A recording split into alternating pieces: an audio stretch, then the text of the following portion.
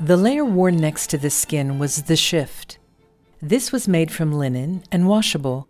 It also served as a nightdress. Cleanliness mattered. The shift was changed as often as was practical, and women would usually have 2 shifts as a minimum.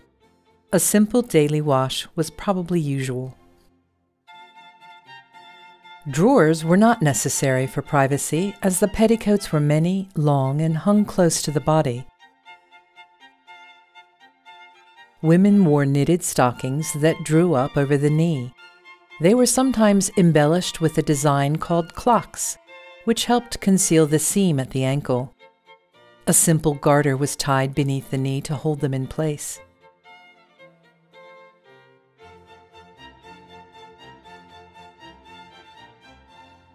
Shoes were low and practical.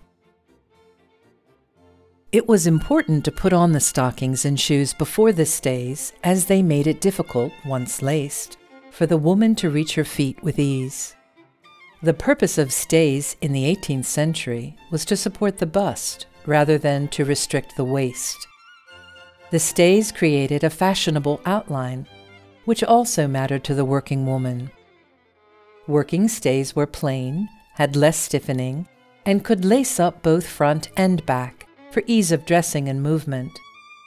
These stays were sometimes called a pair of bodies, and the addition of a stomacher at the front concealing any gap made them seemly should the woman need to remove layers due to heat or hard work.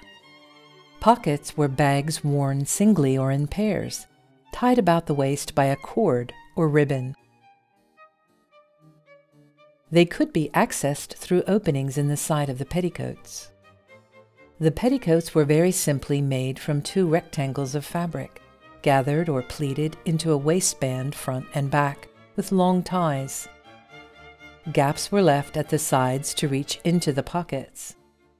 This style of petticoat was adjustable and would cope with pregnancy and the return of the figure, without new clothes being required. The outermost petticoat was hard-wearing. It may have been made in a brighter color wool, or even a printed linen or cotton. In winter, a quilted petticoat was often worn. Hair was usually brushed back and tied up and out of the way at the back of the head. A neckerchief was worn to cover the low neckline for warmth or to protect the skin from sun. This could be tucked into the stays at the front to keep it in place.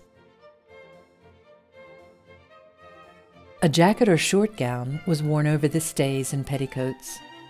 This could be simply and safely closed with straight pins that wove through the fabric with the point tucked inwards towards the sturdy stays. This was another adjustable garment that could cope with a changing figure. The jacket sleeves were short, ending at a practical below elbow level. An apron was a vital part of working dress.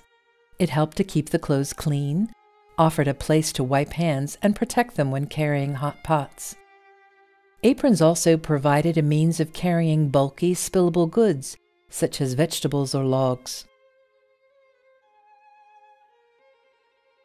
A white linen cap was usually worn in public. It was kept in place by ties, or if the woman could afford it, a pretty colored silk ribbon tied into a bow at the top of the head.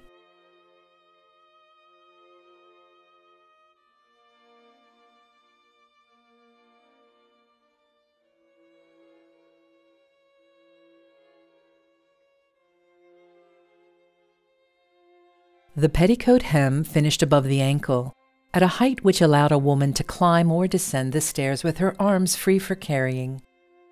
In winter, long fingerless knitted gloves were worn to make up the gap left by the short jacket sleeves. Hooded cloaks or riding hoods were the usual outdoor wear for all women. From the mid-18th to the early 19th century, scarlet wool cloaks became so popular with English countrywomen that they are the closest England came to a traditional dress. The cloak was sometimes called a cardinal because of its bright red color.